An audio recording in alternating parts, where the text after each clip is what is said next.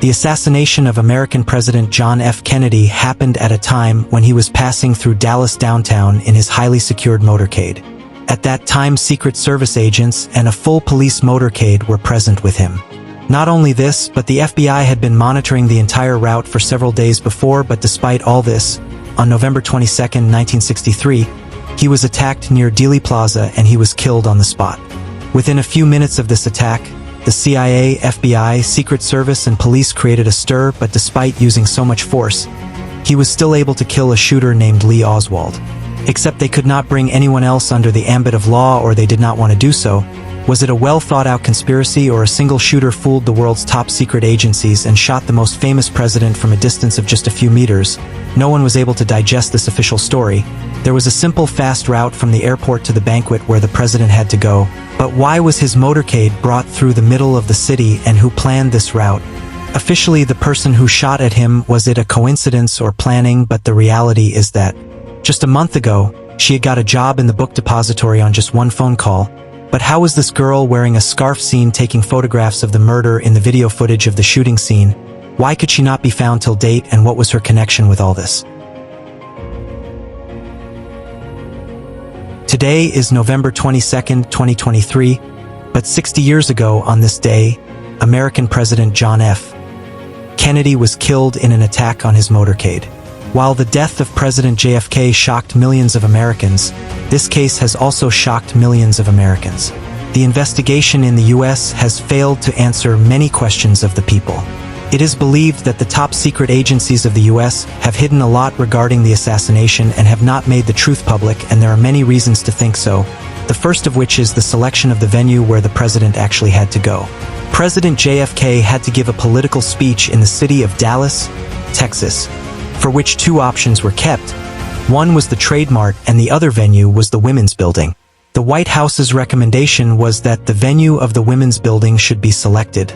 But Texas Governor John Kenly wanted the president to go to the Trade Mart because the Trade Mart was a banquet hall, while the interior of the Women's Building was not suitable for the president to go there. Finally, on November 14th, i.e. 8 days before the Assumption, the Trade Mart was selected as the venue, but this news was not made public. Now it was time to decide how to go to the Trade Mart from Love Field Airport, where the president's plane was to land. Now, normally the presidential motorcades are taken through such routes where there are obstacles or turns. There could have been at least one such route which could have bypassed the city and taken the president to the Trade Mart from outside, but that was not selected.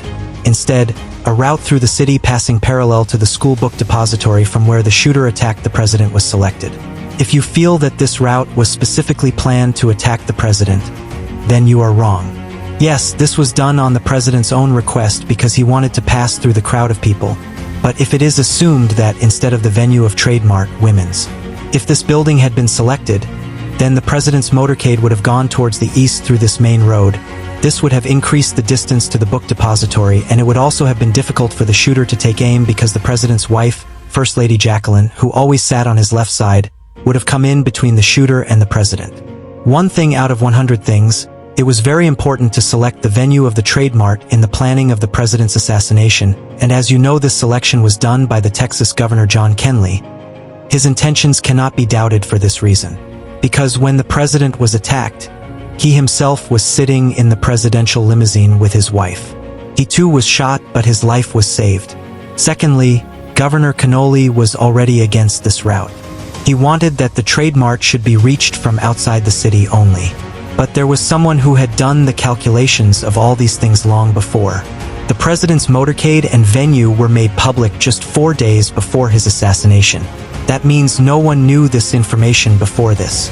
But something had happened in the school book depository 2 months before which made this. It appears that someone already had this information. Yes, exactly 2 months ago, there was a sudden shortage of staff in the school book depository. In September 1963, a person named Wasley Frazier got a call from an employment agency in which he was offered a job in the book depository. Wasley Frazier lived in a town named Irving, half an hour away. He reached the book depository on the very next day, i.e. on September 13th, and the superintendent there, Roy Truly, hired him immediately.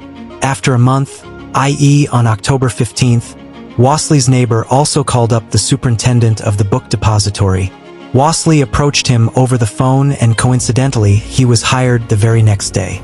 Wasley's neighbor was none other than Lee Oswald, who was to be arrested 39 days later in the case of President JFK's murder. Lee Oswald did not have a driving license, so he could not go out every day. That is why he rented a room in Dallas. On weekends, he used to go to his house in Irving after office timings with Wasley, and on Monday morning, he used to go back to the book depository with Wasley. This routine continued for about a month, but this routine was broken on November 21st, just a day before the president's assignment. On Thursday, November 21st, Lee Oswald went to his home in Irving with Wasley because he had said that he would be in Dallas that weekend. The next morning on Friday, when Oswald left the house with Wasley to go to the office, he was carrying a long paper bag in which Oswald said that there were curtain rods which he was taking to install in his room. Just half an hour before the assignment, Offord was present with some of his colleagues on the 6th floor of the book depository at that time of the day. It was 12 o'clock and it was lunchtime. All went to the first floor to have lunch, but Oswald was the only one present on the 6th floor. A large crowd had gathered outside the depository to see the president's motorcade. A few employees of the depository were also busy watching the scene from the windows of the 5th floor. Exactly at 12:30, the president's motorcade arrives, in which the president is seated on the right side of the car, and the first lady is seated on his left side. The governor and his wife were present ahead. As soon as the presidential limousine takes a left turn from the book depository, the entire area fills with people. The place reverberates with the sound of fire. Coincidentally, at that time a reporter was recording this entire scene on his camera. Some people said that 2 shots were fired, but some heard the sound of 3 as well, but 1 bullet hit the president in the neck and the other on his head. The limousine driver, without waiting, drives the car away from the location, but President John F. Kennedy probably died at that very moment. Some said his body was black, while others said it was white, but a police officer of the motor cadre had seen a man firing on the 6th floor immediately after the first fire, so without wasting time, he entered the building and went up to the 6th floor, but no one was present there. Within a few minutes, the entire building was sealed by the police and the FBI, and all the employees present inside were now stopped from going out.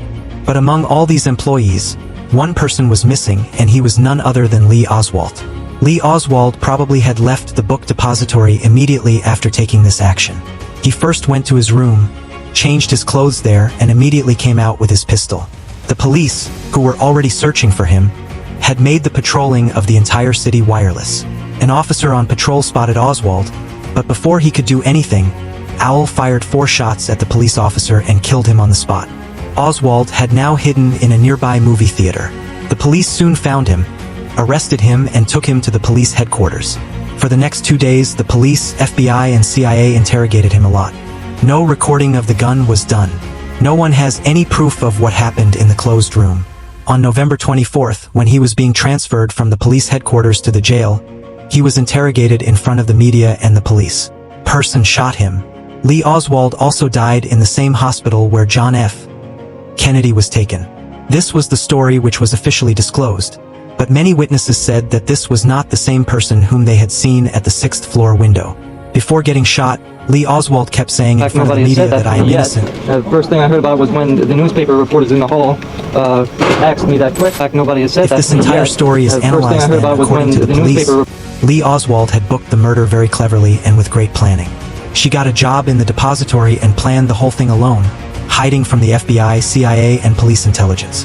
But people say that if Offord had done such a perfect planning alone, then how did she make so many mistakes in the end, like running away from the building, killing the police officer and creating more doubt on herself, or hiding in a movie theater? After the assassination of President John F. Kennedy, many investigation reports were published, but every report was making the case more confusing. After Owl's death, this theory also came up that maybe he was killed by the same people. Those who had actually planned this whole thing have been killed, because even if this was a conspiracy, it would not have been possible to do this without insiders. Many people believe that the FBI and the CIA were also involved in this conspiracy because Lee Oswald was actually a former U.S. Marine and the FBI had already kept an eye on him, but still they hid this fact from the President's Secret Service when he was deciding the route of the motorcade. Many evidences were also destroyed during the investigation, like the 3 bullet shells found on the 6th floor were removed without even taking a picture. And then this picture was taken again after placing the bullets. The police had made the initial videos of the place from where the firing took place, but those two disappeared somewhere. But a proof of the shooter was definitely recorded, so that this mystery would never have remained a mystery. During the shooting, this girl wearing a scarf was seen in almost all the photos and videos, who had a camera in her hand and she captured all the photos of the president's assistant. The scarf she is wearing is called Babushka, and because of this she was named Babushka Lady. Many people have the theory that Babushka Lady is also a part of this entire incident. She was a part of the plan whose job was to record the scene, but till date the FBI has never been able to find this girl. I hope you all will like and share this video of Trust Me TV. Take care of yourself and this channel. See you in the next amazing video.